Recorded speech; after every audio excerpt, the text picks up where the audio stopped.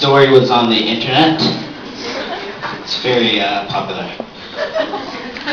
In a world where bad people pull fire alarms, one boy stands against the greatest evil to take place in Engstrom lobby. 2 fire alarms, 1 night, 1 man. It was a murky autumn night, and it was ripe for evil to take place.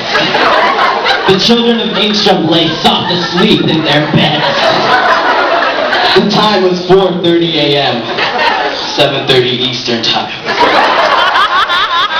This is a historical account of what happened that dreadful night. 300 fully armed Marines, each being over 7 feet tall, made their way through Engstrom lobby with the intent to do great evil to the innocent children of Engstrom. They pulled the first fire alarm at 400 hours. The children of Engstrom yelled screams of pain and anguish as the piercing alarm sound was so excruciating that it broke every window. It kind of sounded like this. That's what you guys kind of sounded like.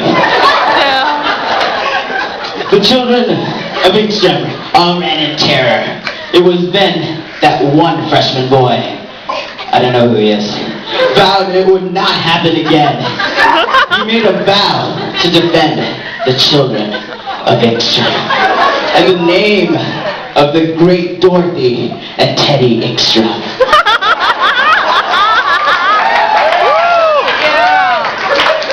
He went to bed, ready, with no shirt on and no shoes on. And did I mention no shirt? All of a sudden, a piercing sound wailed throughout the far corners of Engstrom. Once again, but this time, he wasn't sleeping, he was waking.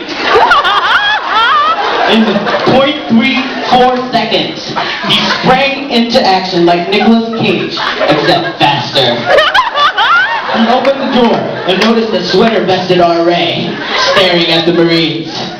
The boy looked at the RA. Then the RA looked at the boy. The boy and the RA looked at the door. And then the boy looked at the ceiling. Then they repeated the process 3 times. By this time, the Marines had a 3-minute head start. Unfortunately for them, they needed a 4-minute head start to get away. The boy in the sweater-vested RA took off after them in a high-speed pursuit. They relentlessly pursued them through the entire campus with extreme prejudice. So extreme that the cries of the Marines could be heard all over the continental United States, which excludes Alaska and Hawaii.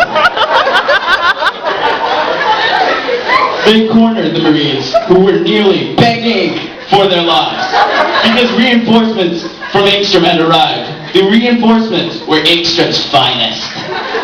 Men that had been trained in the art of lay on drunken Marines. It was then that the sweater-vested RA told the strapping young freshman boy to beckon on the local protectors of the campus. The protectors read the Marines their rights and took them away in dramatic fashion.